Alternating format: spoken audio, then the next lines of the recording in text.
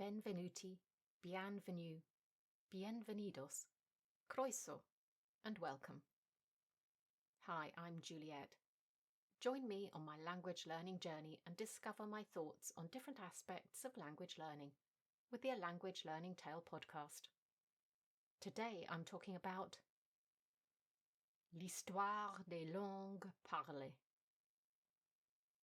Yes, that was in French, and today I'm discussing a short French audiobook on Spotify, which is about languages, and seeing how much I've understood. L'histoire des langues parlées is by Anne-Marie Deraspe. It's only an hour and 9 minutes long, and I set it to read at 0.8 times speed. This is a book aimed at teens, and I believe is a teaching text. If you're learning French and you have access to this book in a subscription service, you might want to give it a go. A link to the book on Spotify will be in the description. So I'm expecting this will be mainly headline facts rather than a deep dive on the history of languages, given the length of the book. Hopefully we'll all learn a little in the process. The author states that 23 languages out of the estimated 7,000 in total, we've seen that figure before, account for half of the world's population, and that no one can truly know how languages developed. And there's some controversy on the subject. In other words, there are different camps. That tallies with previous books. But that children tend to learn their mother language at the same rate, no matter what it is. Many words are borrowed by other languages, where there is no term already, and these are ismes in French, just like in English. These imports are classed as idioms, and this was fun. Idiotisme is the French term. This is the same word as for idiocy, implying that they aren't really a good fit? At least I think that's what it said. This intrigued me enough to go and look up the etymology of idiom and idiotism in English. And yes, they come from the French. Things that don't fit, that aren't quite right, that don't make sense. We get some examples of these. Boire comme un trou, the equivalent of to drink like a fish. Avoir un chat dans la gorge, the equivalent of to have a frog in one's throat. There were also some examples of how French in Africa has developed some different words for things than might be said in, I suppose you'd call it standard French. In 2020, French was the 14th most spoken language in the world. I would have thought it would have been a bit higher than that. Several languages are spoken about separately. I'm just going to pull out a few facts from this that are interesting. Such as, the first known written text in Spanish is a list of cheeses. That may seem weird, but one of the other books I read, Languages Are Good for Us by Sophie Hardach, detailed a lot of first written language, what still exists, starting with cuneiform. And a lot of this was very mundane things, such as lists of things, probably for trading and stock keeping. So this is not a surprise to me. The second, third, and fourth things are probably similar. Apparently, English and French are official or main languages in more than 50 countries. That doesn't surprise me, especially with English. There are lots of smaller countries that most of us wouldn't even know the names of that speak French, and probably English. As a side note, did you know that English is not the official language of England or the UK? No one ever felt the need to make it so. Weird, huh? Now, on to English itself. The thing they did here, splitting the influences for both British and American English, did surprise me.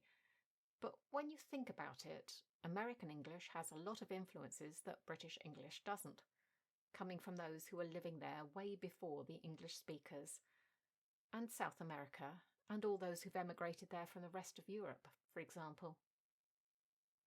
Now, I think they said that English was the only language, but it may just have been one of the languages where there is no official organisation in charge of its development. In other words, saying what's acceptable. When I was first learning French all those years ago, I know we were taught that French was very strictly controlled as to what was acceptable, resisting the adoption of English words, for example. I'm not sure how strict or successful that is now. I do see anglicisms in French from time to time, but not nearly as much as Italian. And with the internet, that would be very difficult to control. Maybe we'll hear about that later.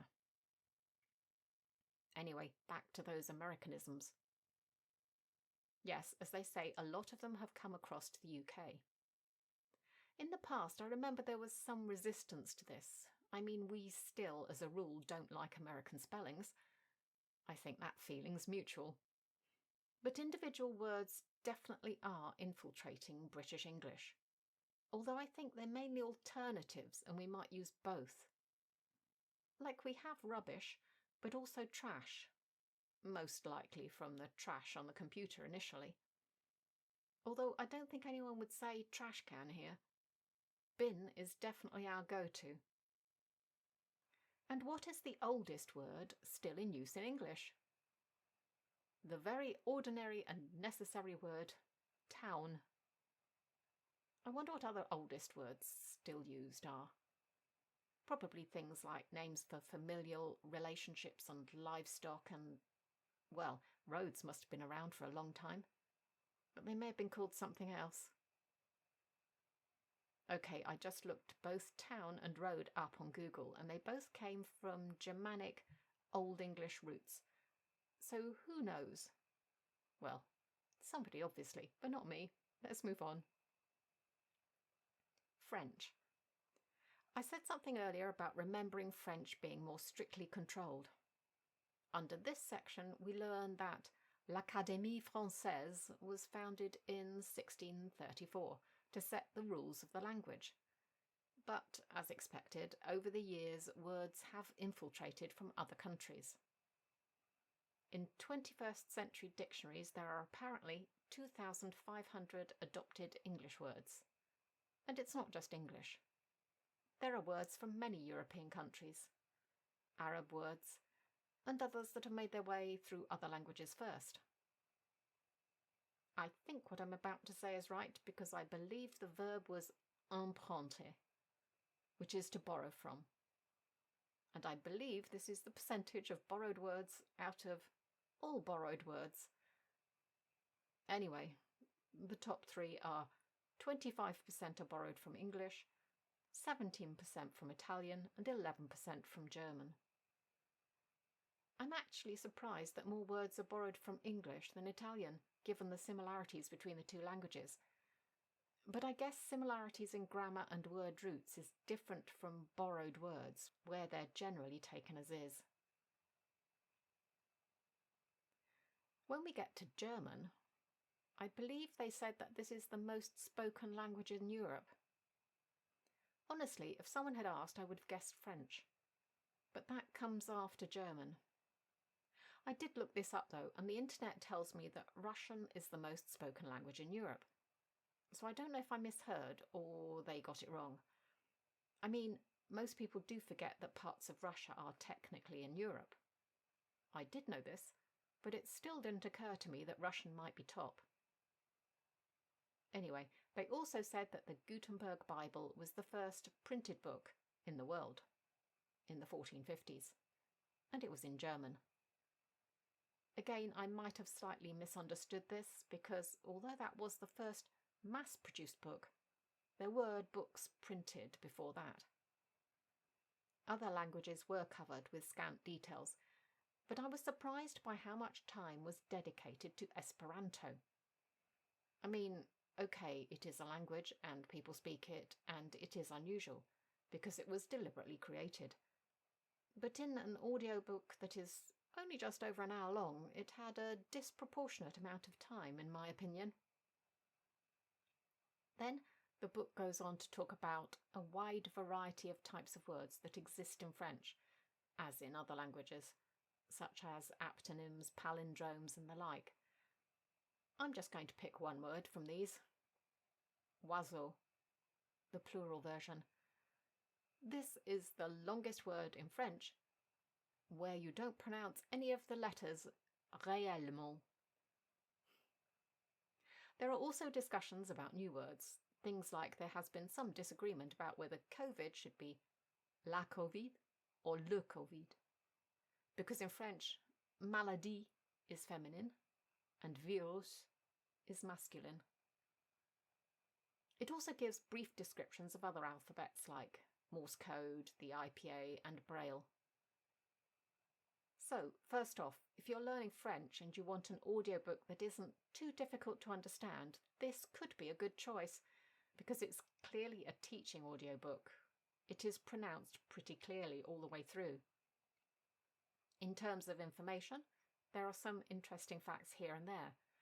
But if you're well into learning languages, there probably isn't a lot here that's going to be unexpected. But, of course, listening to it in French could give you some more vocabulary in your arsenal. If you're interested in listening to it, the link for the book on Spotify is in the description. That's all for today's episode.